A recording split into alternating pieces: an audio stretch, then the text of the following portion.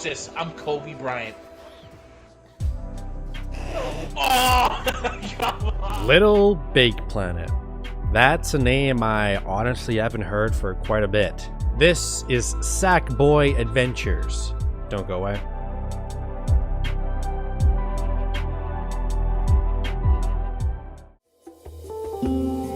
As I mentioned in the short intro there, Little Big Planet has been quiet. The last big release, I think, was Little Big Planet 3, which was 2013. But in comes Little Big Planet, JK, Sackboy Adventures. I feel like that's a little bit weird of a title.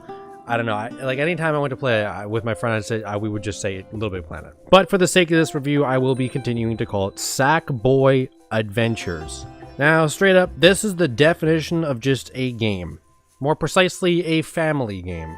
A good one, just honestly, at the end of the day, just not one for me. The story is extremely simple, as you expect for a kind of family game. It's just basically good versus evil. The town of Sackboy, wherever, they're pretty chillin'. Big evil guy comes in, does some bad stuff, and it's up to Sackboy to, you know, rise to the occasion and defeat the villain in the end.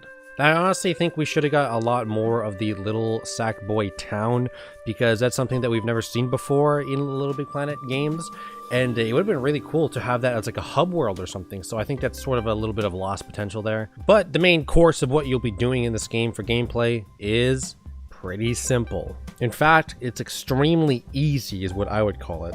But I don't think that's such a big of a deal, because I am talking about a Little Big Planet game here. Progress through levels and earn blue orbs. At the end of the chapter, through like 10, 15, maybe 20 levels or something, you see if you have enough blue orbs to progress to the next chapter. Now there's 5 chapters in this game, and I gotta be honest, it is extremely easy to progress here. Me and my friend consistently had like 10 to 20 plus over the recommended whatever to unlock.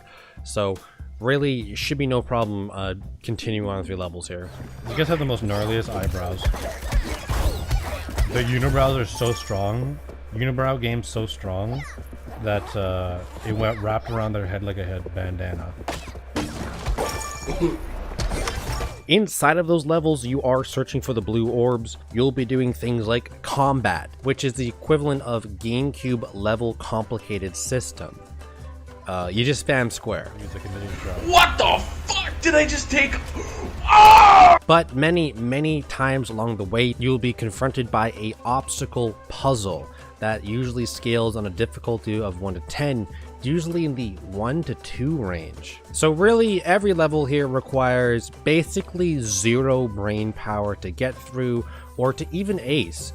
Me and my friend basically aced this game from top to bottom without even trying. But there are some gameplay modifiers here which I really enjoyed as gadgets. You have things like sticky shoes, is what I called it. The grapple, which if you're playing with a friend online, because of the horrible desync that the guests will have, the grapple is kind of finicky.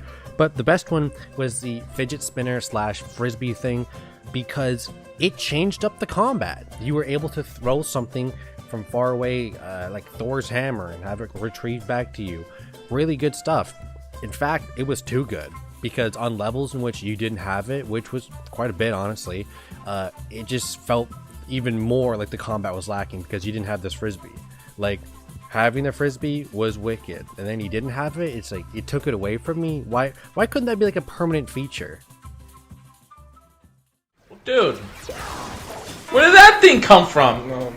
So for presentation, I have really nothing bad to say about this game, how it visually looks. The Little Big Planet style, when it first came out, Little Big Planet 1, I mean, it was just, it was a hit. And I think it kind of still is. Like, there's really nothing else that I've played to this day that kind of resembles the Little Big Planet look. It looks good, great color variety, great level design, level variety. You got swamps, some ice levels, some city levels, some futuristic looking levels. Visually, this game is noticeable. And customization for characters in this game has the classic Little Big Planet stamp seal on it. And if you're not aware of what that means, it means that the customization is really up to you and pretty fun in my opinion. Okay, And now we go hard. I see what we're supposed to do. Now, the sound design here is good.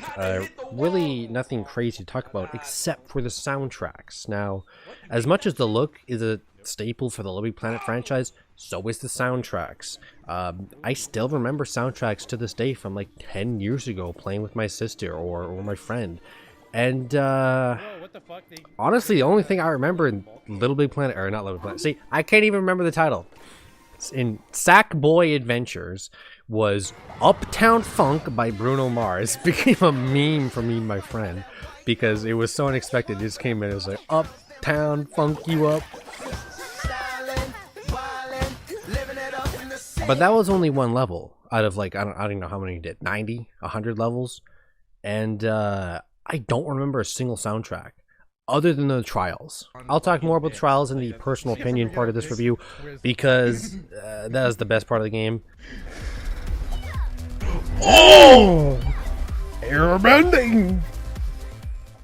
But just the normal in-game soundtracks are okay. They're fine. They're not really part of the character of this game anymore, I guess. Like, I feel like I'm way overanalyzing it, but at the same time, I feel like there's soundtracks are always so underrated in games. The best way I could point this out is, and I'll straight up steal some content here. I'll give credit to the channel here. I saw this YouTube short the other day while working on the video that you're currently watching, and this perfectly explains the soundtracks and like earlier Little Big Planets compared to soundtracks now. They just don't hit as hard. So take a little laugh at this. Music with a piece of paper. Hooray! Hooray! That was great, Squidward. All those wrong notes you play made it sound more original. What? I didn't play any wrong notes. Yeah, see, you're playing it like this. When ordinarily it goes like this. I'm partial to doing it in the key of A minor myself.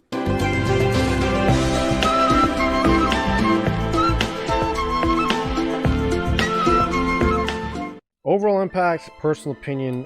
Let's see here. What do I got? So listen up.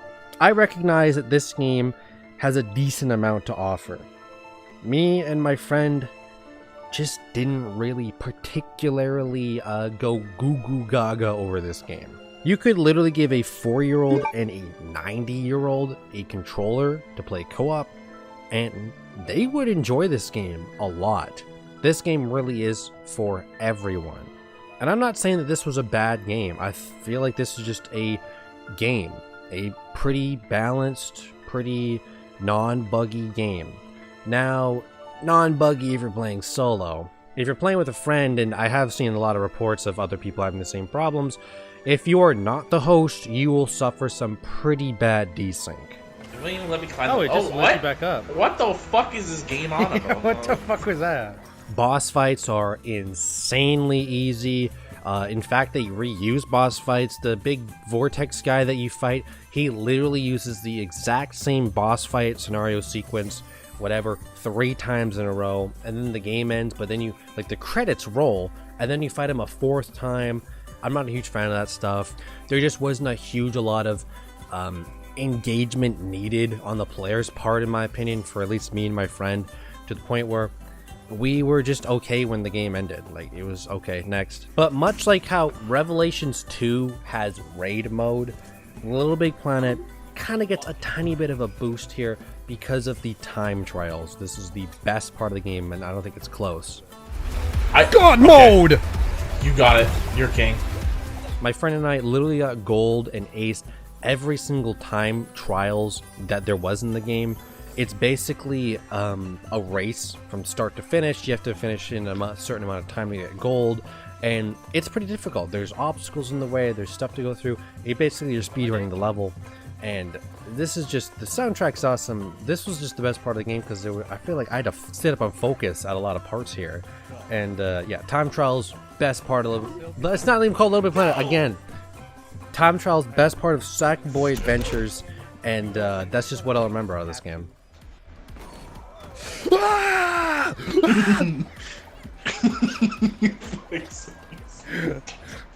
Nah, this is the one. Who am I playing for again? Someone wait. Not yet. No one said it. No one said it. He goes, no, wait. No one. So, with everything being laid on the line, the yarn has been strung up, and Little Big Planet Town has been saved.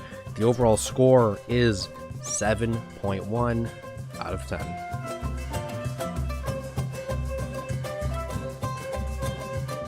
So that's it. Another co-op game down. The next co-op game is Risk of Rain 2. Looks interesting. Really have no idea what it's about, but I'm sure I'll tell you all about it in my review when I finish it. For now, I'm your host, Save Planet Entertainment, and I hope this is real. Peace out. Oh, I just fell off the mat. I don't even know how. It's all you. Literally sitting here waiting for my fucking Hanukkah to get higher. Your butthole to get fucking wider. But there's no way I'm supposed to fucking wait this long! Fuck that! I'm out! We're restarting. I need a new seed. RNG was garbage. Okay. There was no platform. Dude. Fucking trash. Fuck, man. It's just so fucking black. What is up? I know what you're thinking. You're only here for the bonus Easter egg soundtrack I put in at the end of every video. But did you also know I have a donation page under Buy Me a Coffee? Donate whatever you want to my channel and I'll put half that back to an environmental charity. So that's that. Enjoy the music. Peace out.